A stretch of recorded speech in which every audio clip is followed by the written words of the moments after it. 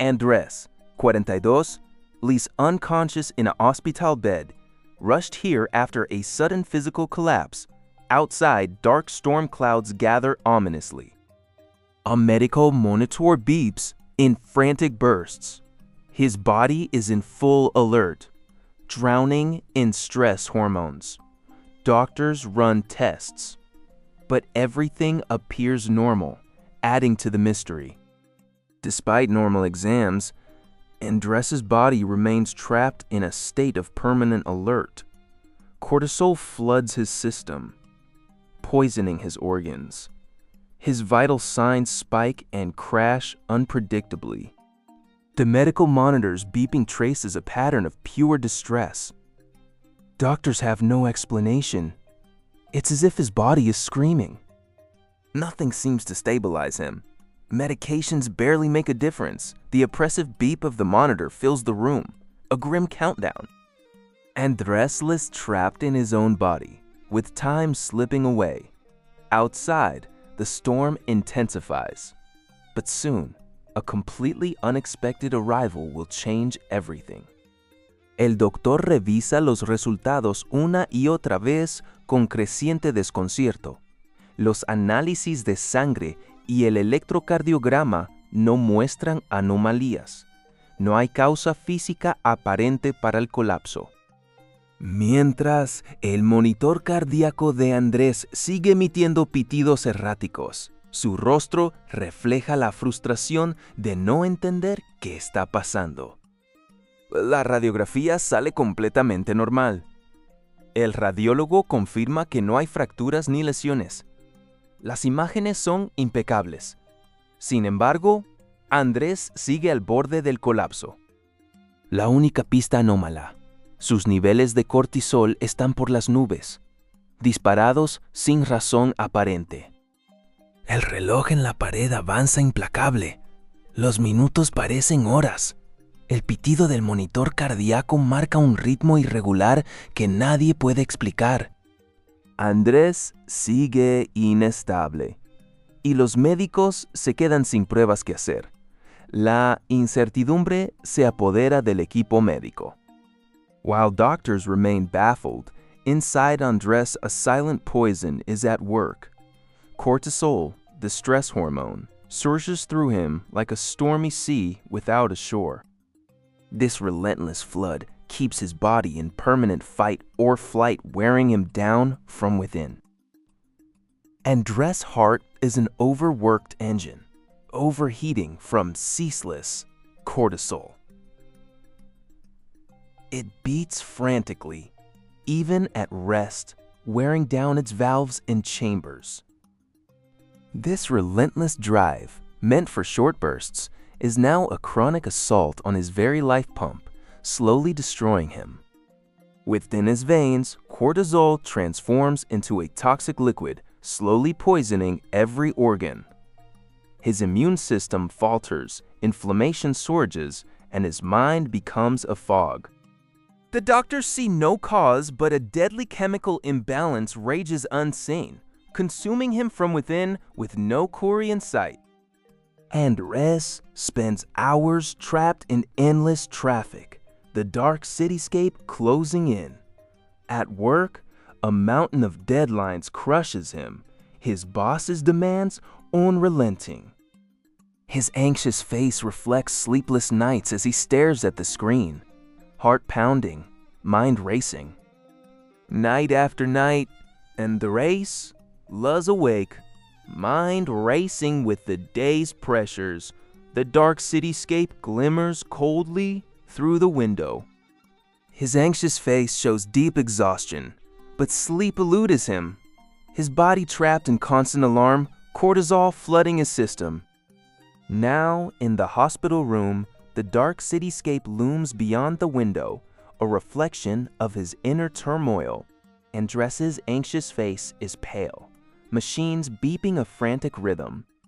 His body remains under siege, trapped in the same alarm state, yet still no physical cause is found. Down the dimly lit hospital corridor, soft footsteps echo. A small figure clutches a crayon masterpiece, sneaking past the nurse's station. His mission is simple: to make his dad smile. 8-year-old Mateo knows the rules, but loves his father more than any warning. Mateo slips into the sterile room, his drawing held high like a trophy. A messy, colorful scrawl of a superhero with a cape of feathers and mismatched eyes. His innocent smile cuts through the beeping monitors, offering a warmth that no medicine could replicate. Andres sees the drawing and, for the first time in years, a genuine laugh erupts. It's weak at first, then builds, releasing a flood of tension. The heart monitor steadies. Cortisol levels begin to drop. In that ridiculous sketch, a cura was hidden. On the wrinkled paper, a comically large face stares back. The nose is a gigantic potato shape, topped with a tiny top hat tilted sideways. It's the work of an 8-year-old. Poor, unfiltered silliness. And the rest blinks at the absurd sketch. His chest quivers, a chuckle escapes. The camera holds a close-up as his weary eyes crinkle, and a genuine, booming laugh erupts, the first in years. The laugh shakes his whole body, tears streaming. In that moment, the raw joy cuts through the cortisol fog. His clenched jaw relaxes. His pulse steadies, a silent rebellion against the stress that nearly broke him. The frantic beeping of the heart monitor slows. A nurse, who had been adjusting the IV, freezes. Her eyes widen as she sees Andres's pulse stabilize from a racing 30 to a steady 70 for the first time in days. The nurse leans closer to the monitor, stunned. Blood pressure. Feni over Eta. Perfect. Oxygen saturation. 98%. A brilliant sunbeam slices through the window, flooding the room with golden light that seems to wash away the sterility. The nurse touches Andres's wrist, feeling his pulse slow and strong. She looks at the crumpled drawing, crude stick figures in a lopsided sun, and understands. This is not medicine. This is something deeper. A wave of hope washes over the room. Cortisol, the body's main stress hormone, normally helps us face threats. But when constantly elevated, it turns against us, disrupting nearly every system. Andres's body was trapped in the cycle, his cells drowning in stress signals. The chain reaction had begun.